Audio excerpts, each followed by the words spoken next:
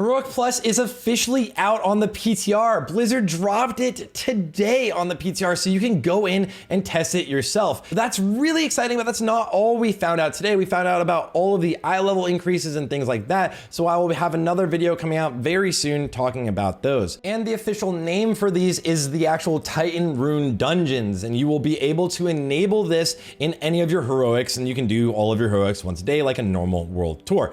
What you do get from this is really exciting. The loot is phenomenal. You will actually now get 10-man Naxxramas loot, as well as 10-man Malygos and Obsidian Sanctum loot. This means, yes, you can and should be able to get your Surge Needle rings from Heroic Plus. So instead of spending 10,000 gold on that, you can just get it and stocks are gonna go down of that pretty quickly.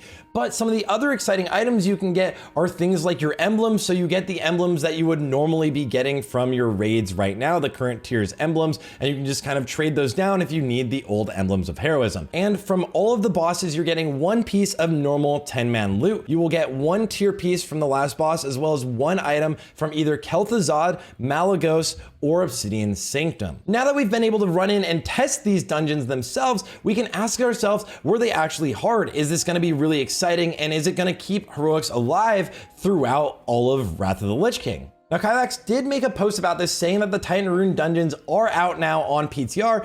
Anyone can go onto PTR and test these, and they do want feedback, and we need to give feedback on how these are tuned and how it works. So let me just tell you guys how it does work. Well, first of all, you'll enter this normal dungeon and you will see a little disc, like you can see in the background, this Defense Protocol Alpha disc. One person needs to click it to channel and it will summon this little orb. Then you just need to channel onto the little orb itself and you will see that you actually get enabled. Whenever this little kind of like beam that you see goes over that disc, then you have enabled the Heroic Plus, essentially. And what it is for most dungeons is actually going to be 100% extra HP of the mobs and 30% extra damage, along with a very unique buff that comes from every individual dungeon hub. You'll see that I'm going to scroll over it right now, and in DTK and Gundrak, you will actually have this one, Empowered Blood Rune, which gives 30% damage, 100% HP, and lifesteal, 100% lifesteal when they're standing in the blood of the Loa. Now, all of these are thematic for the certain actual hubs where the dungeons are, and you can see it looks kind of like a Death and Decay on the ground. Whenever the mobs are in this, they will have lifesteal or whatever the buff is. So let's just dive through them all really fast. They're mostly 30% damage increase and 100% HP increase at this moment, and then we have the kind of unique part about it. Well, if you're over in the Nexus, things have a chance to summon a mirror image of the caster. If you are over in DTK, you have that lifesteal. We've also got melee attacks, making you actually have this glaciate debuff, which makes you take damage and you're slowed and it drops like this slow on the ground.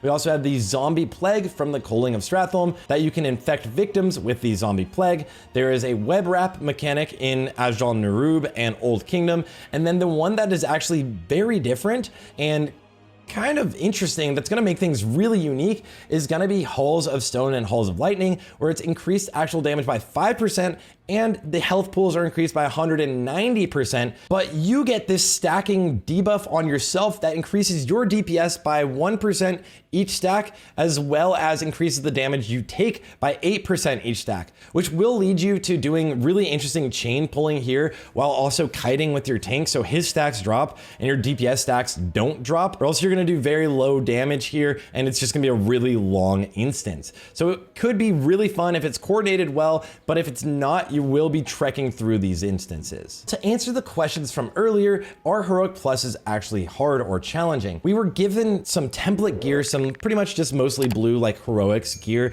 a little bit worse than pre-raid BIS, and we didn't really see any issues with any of the Heroics. So in your full raid geared characters, you will absolutely blow through these. Now, currently there isn't any other rewards other than an achievement for completing these normally, so we might not see too many people in their fully geared characters actually go and do Heroic Pluses. Unfortunately, if they don't end up doing something exciting, like adding anything like a timer so people can compete against each other, or adding some challenge modes where you can make it even harder for potentially some cosmetics or a title or anything like that, we might see Heroic Pluses die out like normal Heroics within the first couple couple weeks of it coming out. Now, I've talked about this many times on the channel. This is one of the most exciting things in the game and one of the most exciting things that Blizzard has ever announced for WoW Classic. So I'm really hopeful that we get basically all of the good changes that could come from this. Again, this is on the PTR right now and you can go test them yourself. So if you want to keep being updated about Heroic Pluses, make sure to like and subscribe, and I will see you guys all on the next one.